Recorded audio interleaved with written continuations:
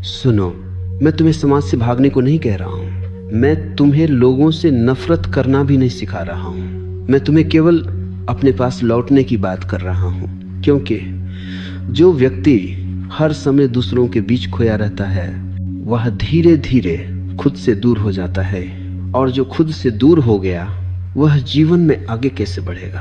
अकेले रहो। इस वाक्य को गलत मत समझ लेना। अकेले रहने का अर्थ अकेलापन नहीं है। अकेले रहने का अर्थ है अपने साथ सहज होना। अकेलापन दुख है, अकेलापन अभाव है, लेकिन एकांत समृद्धि है, एकांत पूर्णता है। दुनिया तुम्हें अकेलेपन से डराना सिखाती है, क्योंकि जो आदमी अकेले रहना सीख लेता है वह भीड़ का गुलाम नहीं रहता। भीड़ चाहती है कि तुम हमेशा बोलते रहो, बताते रहो, समझाते रहो, साबित करते रहो, क्योंकि जो आदमी लगातार बोलता रहता है वह सोच नहीं पाता, और जो सोच नहीं पाता वह जाग नहीं पाता।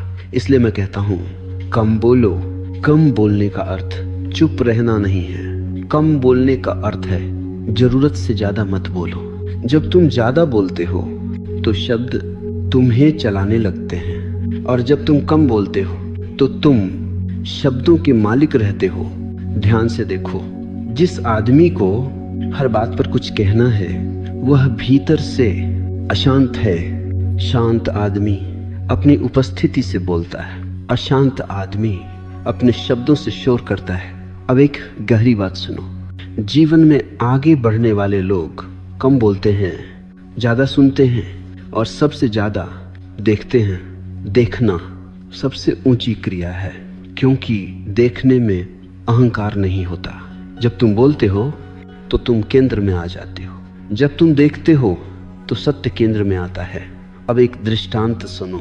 एक युवक हमेशा बोलता रहता था, हर सभा में, हर चर्चा में, हर जगह वह अपनी राय देता था। एक दिन वह गुरु के पास गया और बोला, मैं आगे क्यों नहीं बढ़ पा रहा? गुरु ने कहा, क्योंकि तुम हमेशा बाहर बहते रहते हो। गुरु ने उसे 1 सप्ताह मौन में रहने को कहा। पहले दिन वह बेचैन रहा, दूसरे दिन उसने खुद को सुना, तीसरे दिन उसने अपने विचारों को देखा, 7वें दिन उसने कहा, मैं बदल गया हूं। गुरु मुस्कुराया और बोला, नहीं, तुम मिले हो। अकेले रहो ताकि तुम अपने भीतर उतर सको। कम बोलो ताकि भीतर की आवाज सुनाई दे सके। और जब भीतर की आवाज सुनाई देने लगे तब जीवन में आगे बढ़ना, संघर्ष नहीं रहता, क्योंकि तब तुम किसी और की नकल नहीं करते, तब तुम अपने स्वभाव से चलते हो। याद रखो, दुनिया में आगे बढ़ने वाले भीड़ से नहीं, एकांत से पैदा होते हैं। भीड़ सिर्फ रास्ता देती है, एकांत दिशा देता है। सुनो, अब हम उस जगह पहुंच रहे हैं जहां से अधिकांश लोग पीछे लौट जाते हैं। उस जगह का नाम है डर। तुम कहते हो, मुझे अकेले रहना अच्छा नहीं लगता, लेकिन सच यह नहीं है। सच यह है, तुम्हें अपने साथ रहना अच्छा नहीं लगता। अकेलेपन से कोई नहीं डरता। डर लगता है अपने ही भीतर उठती आवाजों से। जब तुम अकेले होते हो तो कोई नहीं रहता जिससे तुम भाग सको, न दोस्त हो, न मोबाइल, न बातचीत। तब तुम सीधे अपने सामने खड़े होते हो, और मन इस क्षण से सबसे ज्यादा डरता है। मन कहता है, कुछ करो, किसी से बात करो, कहीं चले जाओ, क्योंकि मन जानता है यदि तुम चुपचाप अपने साथ बैठ गए तो उसका राज खुलने लगेगा। अब ध्यान से समझो, मन का अस्तित्व भागने पर टिका है।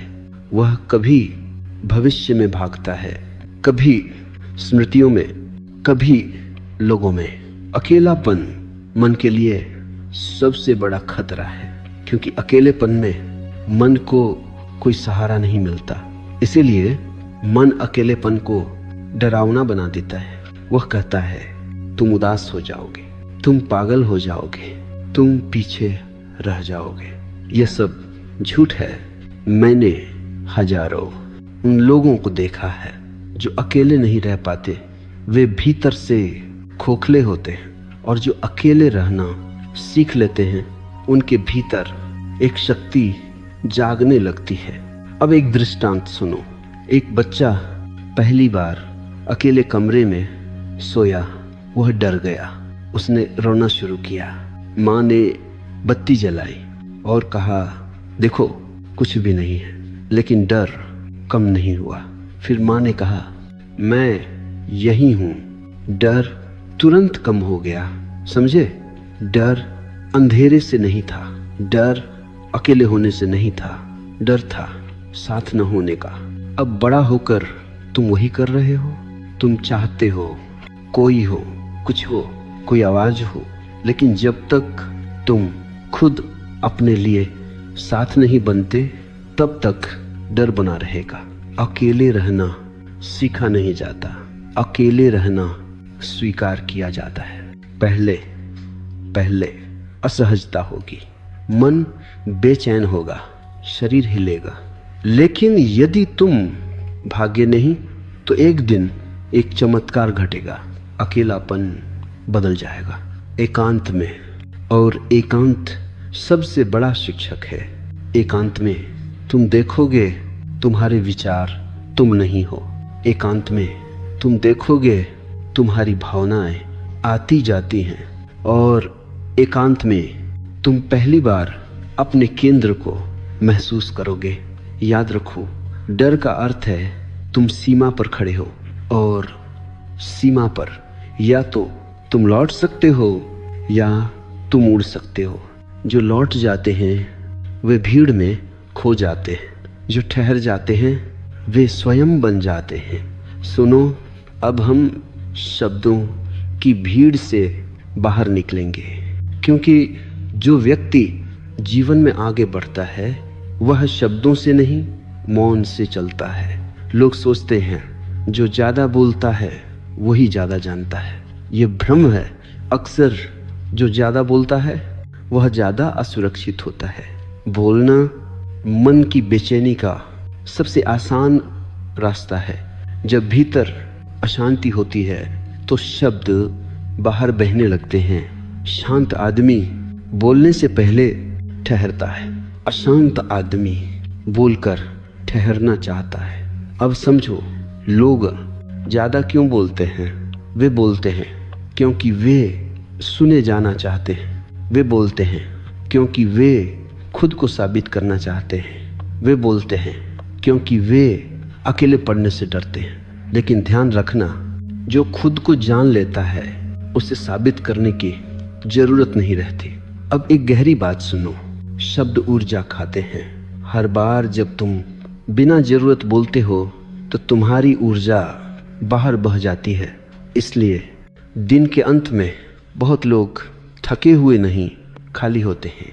वे कहते हैं मैंने कुछ किया नहीं, फिर भी थक गया। उन्होंने किया नहीं, उन्होंने बोला है। अब एक दृष्टांत सुनो। एक आदमी पूरा दिन शिकायत करता था। शाम को वह कहता मैं बहुत थक गया हूँ।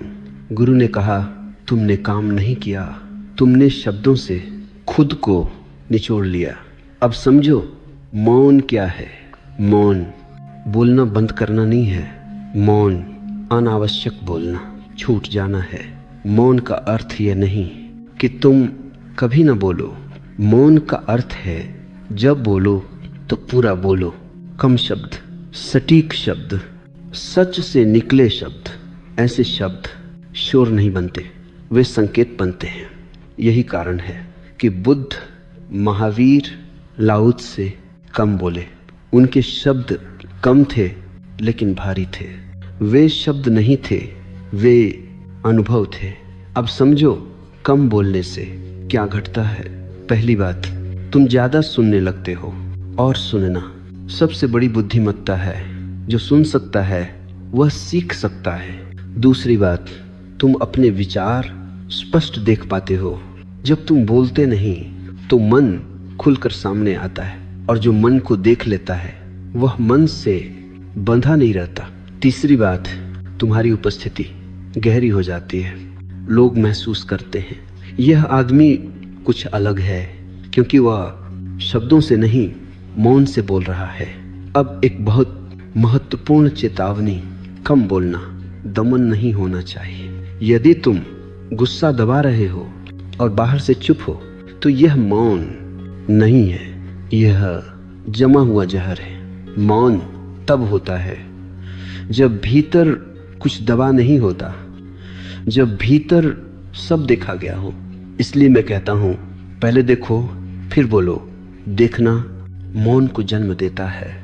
सुनो, अब मैं तुम्हें उस स्रोत की ओर ले जा रहा हूं जहां से जीवन की सारी ऊर्जा आती है।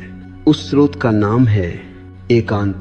लोग समझते हैं कि ऊर्जा खाने से आती है, आराम से आती है, लोगों से मिलकर आती है। ये आधा सच है। असल ऊर्जा आती है अपने साथ होने से। जब तुम लगातार लोगों के बीच रहते हो, लगातार बोलते हो, लगातार प्रतिक्रिया करते हो, तो तुम्हारी ऊर्जा बाहर बहती रहती है। तुम ध्यान नहीं देते, लेकिन हर बातचीत थोड़ी थोड़ी ऊर्जा ले जाती है। इसीलिए बहुत लोग कहते हैं, मैं कुछ किए बिना थक गया हूं। उन्होंने काम नहीं किया, उन्होंने खुद को लुटाया है। अब समझो एकांत क्या करता है। एकांत ऊर्जा को वापस बुलाता है। जब तुम अकेले बैठते हो, कुछ नहीं करते, कुछ नहीं बोलते, तो ऊर्जा धीरे धीरे घर लौट आती है। ये ऐसा है जैसे नदी समुद्र से फिर अपने स्रोत की ओर बहने लगे। पहले पहले अजीब लगेगा, क्योंकि जब ऊर्जा वापस आती है तो पुराने घाव दिखने लगते हैं। मन कहेगा ये अच्छा नहीं है, कुछ करो, ध्यान हटाओ। यहीं अधिकांश लोग भाग जाते हैं। लेकिन यदि तुम थोड़ी देर ठहर सको तो वही बेचैनी धीरे धीरे शक्ति बन जाती है। अब एक दृष्टांत सुनो। एक धनुष था, वह हमेशा तना रहता था। एक दिन धनुर्धर ने उसे ढीला कर दिया। धनुष बोला, अब मैं कमजोर हो जाऊंगा। कुछ समय बाद जब फिर खींचा गया तो तीर पहले से भी दूर गया। एकांत धनुष को ढीला करने जैसा है। जो आदमी कभी ढीला नहीं पड़ता वह एक दिन टूट जाता है। अब समझो, एकांत और सृजन का संबंध। दुनिया की सारी महान रचनाएं एकांत में पैदा हुई हैं। कविता भीड़ में नहीं आती, संगीत शोर में नहीं उतरता, दृष्टि बहस में नहीं जन्म लेती, वे मौन में जन्म लेते हैं। क्यों? क्योंकि सृजन भीतर से आता है और भीतर तब खुलता है जब बाहर कम हो जाता है। अब समझो, अकेले रहने से डर क्यों लगता है? क्योंकि एकांत तुम्हें तुम्हारे सामने खड़ा कर देता है और अपने सामने खड़े होने का साहस बहुत कम लोगों में होता है। लेकिन वही साहस जीवन को आगे ले जाता है। याद रखो, भीड़ में सुरक्षा होती है लेकिन दिशा नहीं। दिशा एकांत में मिलती है। जो आदमी अपनी दिशा नहीं जानता वह कितना भी तेज चले कहीं नहीं पहुंचता। एकांत तुम्हें रुकने का साहस देता है और जो रुक सकता है वही सही दिशा में चल सकता है। सुनो, अब मैं एक बहुत जरूरी भ्रम तोड़ने जा रहा हूं, क्योंकि तुम कहते हो मैं जीवन में आगे बढ़ना चाहता हूं। लेकिन रुककर पूछो, आगे किस दिशा में? अधिकतर लोग आगे बढ़ने का अर्थ समझते हैं और ज्यादा पाना, और ज्यादा बनना, और ज्यादा दिखना। मैं तुमसे कहता हूं, ये आगे बढ़ना नहीं है। यह केवल भीड़ में तेज चलना है। आगे बढ़ना तेज चलना नहीं है, आगे बढ़ना है, सही दिशा में चलना। और दिशा भीड़ से नहीं मिलती, दिशा एकांत से मिलती है। भीड़ तुम्हें गति देती है, एकांत तुम्हें दिशा देता है। अब समझो, लोग क्यों थक जाते हैं? वे दिन रात भागते रहते हैं लेकिन भीतर कहीं नहीं पहुंचते। क्यों? क्योंकि वे दूसरों की मंजिल अपनी मंजिल समझ लेते हैं। दूसरों की परिभाषा में जीने वाला व्यक्ति कभी संतुष्ट नहीं होता। अब एक दृष्टांत सुनो। एक आदमी पहाड़ पर चढ़ रहा था। वह बहुत तेज था, सबको पीछे छोड़ रहा था। थोड़ी देर बाद उसे लगा मैं गलत पहाड़ पर हूं। समझे, तेज होना व्यर्थ है यदि दिशा गलत हो। अब समझो असली प्रगति क्या है। असली प्रगति भीतर घटती है जब तुम कम प्रतिक्रियात्मक हो जाते हो, जब तुम कम भयभीत हो जाते हो, जब तुम कम दूसरों पर निर्भर हो जाते हो। ये उपलब्धियां किसी प्रमाण पत्र में नहीं मिलती, लेकिन यही तुम्हें अडिग बनाती हैं। दुनिया अडिग लोगों से डरती है क्योंकि उन्हें खरीदा नहीं जा सकता, डराया नहीं जा सकता, भीड़ में घसीटा नहीं जा सकता। अब समझो कम बोलना आगे बढ़ने में कैसे मदद करता है। जो व्यक्ति कम बोलता है वह कम उलझता है, वह हर बहस में अपनी ऊर्जा नहीं गंवाता, और जो ऊर्जा बहस में नहीं जाती वह सृजन में लगती है। अब समझो अकेले रहना आगे बढ़ने में कैसे सहायक है। जो अकेला रह सकता है वह गलत संगत में फंसता नहीं, वह सिर्फ इसलिए कहीं नहीं रुकता कि उसे डर लगता है। अकेले होने से अकेले रह सकने वाला व्यक्ति स्वतंत्र निर्णय ले सकता है और जीवन में आगे वही बढ़ता है जो अपने निर्णय खुद लेता है। अब एक गहरी बात सुनो, आगे बढ़ना ऊपर जाना नहीं है, आगे बढ़ना गहरा जाना है। ऊपर जाने वाले जल्दी गिरते हैं, गहरे जाने वाले स्थिर रहते हैं। जब तुम अपने भीतर गहरे उतरते हो तो तुम्हारे कर्म अपने आप परिपक्व हो जाते हैं, तब सफलता तुम्हारे पीछे आती है। और जो व्यक्ति सफलता के पीछे भागता है वह अक्सर खुद को खो देता है। सुनो, अब मैं तुम्हें एक असुविधाजनक सत्य बताने जा रहा हूं। दुनिया तुम्हें आगे बढ़ते हुए नहीं देखना चाहती, वह चाहती है कि तुम उस जैसे रहो। भीड़ का एक ही नियम है, अलग मत दिखो। जो अलग दिखता है उससे भीड़ घबराती है, क्योंकि अलग व्यक्ति भीड़ के झूठ को उजागर कर देता है। भीड़ कहती है ऐसे कपड़े पहनो, ऐसे सोचो, ऐसे बोलो, ऐसे जियो, और तुम सोचते हो अगर नहीं किया तो मैं पीछे रह जाऊंगा। यही डर तुम्हें भीड़ में बांधे रखता है। लेकिन ध्यान रखना, भीड़ में रहने से सुरक्षा मिलती है लेकिन स्वतंत्रता नहीं, और बिना स्वतंत्रता के आगे बढ़ना संभव नहीं है, क्योंकि आगे बढ़ने का अर्थ है अपने भीतर से चलना। अब समझो भीड़ कैसे काम करती है। भीड़ तुमसे तुम्हारी मौलिकता छीन लेती है, वह तुम्हें तुलना सिखाती है। वह आगे है, वह ज़्यादा सफल है, वह ज़्यादा सम्मानित है। तुलना आत्मा का सबसे बड़ा जहर है। जो व्यक्ति तुलना में जीता है वह कभी शांत नहीं हो सकता, और अशांत व्यक्ति आगे नहीं बढ़ता, वह बस भागता है। अब एक दृष्टांत सुनो। एक मछली समुद्र में रहती थी। उसने सुना नदी में रहने वाली मछलियां ज़्यादा तेज होती हैं। वह नदी में चली गई, वहाँ वह मर गई। समझे, तेज होना पर्याप्त नहीं है, अपने स्वभाव में होना सबसे जरूरी है। भीड़ तुम्हें तुम्हारे स्वभाव से दूर ले जाती है, एकांत तुम्हें वापस तुम्हारे स्वभाव में लाता है। इसलिए जो व्यक्ति अकेले रह सकता है वह भीड़ के दबाव में नहीं आता, वह फैशन से नहीं अंतर्दृष्टि से चलता है। अब समझो भीड़ से अलग होने का मतलब क्या नहीं है। इसका मतलब समाज छोड़ना नहीं है, इसका मतलब लोगों से नफरत करना नहीं है, इसका मतलब है भीतर से स्वतंत्र होना। तुम भीड़ में रह सकते हो लेकिन भीड़ तुम्हारे भीतर न रहे, यही स्वतंत्रता है। अब एक बहुत महत्वपूर्ण बात, जो व्यक्ति अकेले चलने का साहस रखता है वह अकेला नहीं रहता। धीरे धीरे उसके आसपास सही लोग इकट्ठा हो जाते हैं, क्योंकि सत्य को पहचान लेता है। लेकिन पहले तुम्हें भीड़ से अलग होना पड़ेगा। सुनो, अब मैं उस शब्द को छूने जा रहा हूं जिसके पीछे पूरी दुनिया भाग रही है, सफलता। और शायद तुम भी दुनिया ने सफलता की एक बहुत शोर वाली परिभाषा बना दी है। ज्यादा पैसा, ज्यादा पहचान, ज्यादा तालियां। लेकिन मैं तुमसे कहता हूं, यह सफलता नहीं है, यह केवल प्रदर्शन है।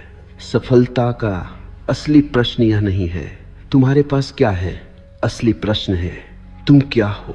मैंने ऐसे लोग देखे हैं जिनके पास सब कुछ है लेकिन वे अपने साथ बैठ नहीं सकते, और मैंने ऐसे भी देखे हैं जिनके पास बहुत कम है लेकिन वे अपने भीतर घर पर हैं। अब बताओ कौन सफल है? दुनिया बाहरी उपलब्धियों को गिनती है, चेतना भीतरी शांति को पहचानती है। अब एक दृष्टांत सुनो। एक व्यक्ति बहुत ऊंचे पद पर पहुंचा। लोगों ने कहा तुम सफल हो गए। रात को वह अकेला बैठा और रो पड़ा। उसने कहा मैं सब कुछ बन गया सिवाय अपने। यही त्रासदी है। अब समझो क्यों सफलता अक्सर खालीपन लाती है, क्योंकि लोग सफलता तक पहुंचते पहुंचते खुद को खो देते हैं। वे जो नहीं है वह बनते जाते हैं और जो है वह धीरे धीरे मर जाता है। कम बोलो ताकि तुम दूसरों की अपेक्षाओं में खो न जाओ। अकेले रहो ताकि तुम खुद को सुन सको, और तभी तुम जान पाओगे तुम्हारी सफलता किस दिशा में है। अब एक गहरी बात सुनो। सच्ची सफलता भीतर फैलती है, बाहर नहीं। यदि भीतर शांति बढ़ रही है, स्वतंत्रता बढ़ रही है, सजगता बढ़ रही है, तो समझ लेना तुम आगे बढ़ रहे हो, भले ही दुनिया तुम्हें सफल न माने। और यदि बाहर सब मिल रहा है लेकिन भीतर बेचैनी बढ़ रही है, तो समझ लेना तुम पीछे जा रहे हो, भले ही दुनिया तुम्हें सफल कहे। अब समझो कम बोलना यहाँ क्यों जरूरी है। जो ज्यादा बोलता है वह अक्सर अपने घाव छिपा रहा होता है। जो शांत है वह दिखाने में रुचि नहीं रखता। इसलिए शांत लोग अक्सर दुनिया की परिभाषा में सफल नहीं दिखते, लेकिन वह जीवन की परिभाषा में जीते हुए होते हैं। सुनो, अब मैं उस झूठ को तोड़ने जा रहा हूं जिसे दुनिया ने सद्गुण बना दिया है, व्यस्तता। लोग कहते हैं मैं बहुत बिजी हूं और वे इसे गर्व की तरह कहते हैं। मैं तुमसे कहता हूं यह गर्व नहीं है, यह बीमारी है। व्यस्तता का अर्थ है अपने साथ बैठने से बचना। जो आदमी अपने साथ सहज है उसे हर समय कुछ करने की जरूरत नहीं होती, लेकिन जो भीतर से खाली है वह बाहर से भरा रहना चाहता है। समझो दुनिया तुम्हें व्यस्त क्यों रखना चाहती है, क्योंकि जो व्यक्ति व्यस्त है वह प्रश्न नहीं करता, जो व्यस्त है वह देख नहीं पाता, और जो एक नहीं पाता वह बदलता नहीं। व्यस्त आदमी आज्ञाकारी होता है। इसलिए समाज तुम्हें सिखाता है रुको मत, धीमे मत पढ़ो, खाली मत बैठो। लेकिन मैं तुमसे कहता हूँ धीमे पढ़ो, क्योंकि जीवन दौड़ में नहीं लय में खिलता है। अब समझो धीमे होने का अर्थ आलसी होना नहीं है। धीमे होने का अर्थ है जागरूक होना। तेज आदमी बहुत कुछ करता है लेकिन देखता नहीं। जागरूक आदमी कम करता है लेकिन गहराई से करता है। अब एक दृष्टांत सुनो। एक लकड़हारा दिन रात पेड़ काटता रहा। किसी ने कहा थोड़ा रुक जाओ, कुल्हाड़ी तेज कर लो। उसने कहा समय नहीं है। शाम तक वह टूट गया। दूसरा लकड़हारा बीच बीच में रुकता रहा। उसने कुल्हाड़ी तेज की, पसीना पहुंचा, सांस ली। शाम को उसने ज्यादा पेड़ काटे। धीमे होने का यही रहस्य है। अब समझो कम बोलना और धीमा होना कैसे जुड़े हैं। जब तुम कम बोलते हो तो तुम धीमे हो जाते हो। जब तुम धीमे होते हो तो तुम सुनने लगते हो, और जो सुनता है वही समझता है। व्यस्त आदमी सिर्फ प्रतिक्रिया करता है, जागरूक आदमी उत्तर देता है। अब एक गहरी बात सुनो। व्यस्तता अहंकार की सबसे सूक्ष्म चाल है। अहंकार कहता है देखो मैं कितना जरूरी हूं, लेकिन जो सच में जरूरी है वह शोर नहीं करता। बीज शोर नहीं करता, वृक्ष शोर नहीं करता। शोर हमेशा खालीपन से आता है। इसलिए जो जीवन में आगे बढ़ता है वह अपनी व्यस्तता घटाता है, वह समय बचाता नहीं, समय में उतरता है। सुनो, अब हम उस जगह आ गए हैं जहां जीवन की दिशा वास्तव में तय होती है। उस जगह का नाम है निर्णय। लोग मुझसे पूछते हैं मैं सही निर्णय कैसे लूं? मैं उनसे कहता हूं पहले सही मौन में उतरो, क्योंकि निर्णय कभी भी भीड़ में नहीं होते। निर्णय हमेशा एकांत में जन्म लेते हैं। दिन भर मन में शोर रहता है, विचार टकर आते रहते हैं, डर, इच्छा, तुलना सब एक साथ बोलते हैं। इस शोर में जो निर्णय लिए जाते हैं वे तुम्हारे नहीं होते, वे माता पिता के होते हैं, समाज के होते हैं, डर के होते हैं। और फिर तुम कहते हो मैं गलत मोड़ पर आ गया। गलत मोड़ नहीं होता, गलत सुना गया होता है। अब समझो मौन क्या करता है। मौन शोर को हटाता नहीं। मौन शोर के नीचे जो सत्य है उसे प्रकट करता है। जैसे कीचड़ पानी के ऊपर बैठ जाता है और पानी नीचे शांत रहता है। यदि तुम पानी को हिलाओगे तो कीचड़ और फैलेगा। यदि तुम पानी को शांत रहने दो तो कीचड़ खुद बैठ जाएगा। यही मौन है। अब एक दृष्टांत सुनो। एक आदमी हर बात पर दूसरों से सलाह लेता था। किसी ने कहा यह करो, किसी ने कहा वह करो। अंत में वह भ्रमित हो गया। गुरु ने कहा 3 दिन कुछ मत करो। 3 दिन बाद वह बोला मुझे पता चल गया, किसी ने नहीं बताया, मौन ने बताया। अब समझो क्यों शांत व्यक्ति गलत निर्णय कम लेता है, क्योंकि वह जल्दी नहीं करता। जल्दी डर की भाषा है। शांत व्यक्ति रुक सकता है, और जो रुक सकता है वह सही क्षण पहचान सकता है। अब समझो कम बोलने का निर्णयों से संबंध। जो ज्यादा बोलता है वह खुद को समझा नहीं पाता, जो कम बोलता है वह खुद को सुन पाता है, और जो खुद को सुन पाता है वही सही दिशा पकड़ता है। अब एक गहरी बात सुनो। सही निर्णय हमेशा शांत होते हैं। वे उत्तेजित नहीं होते, वे साबित नहीं करते, वे शोर नहीं मचाते। गलत निर्णय हमेशा बहुत तर्क देते हैं। सही निर्णय बस होते हैं, उनमें एक सहज हाँ होती है या एक शांत न।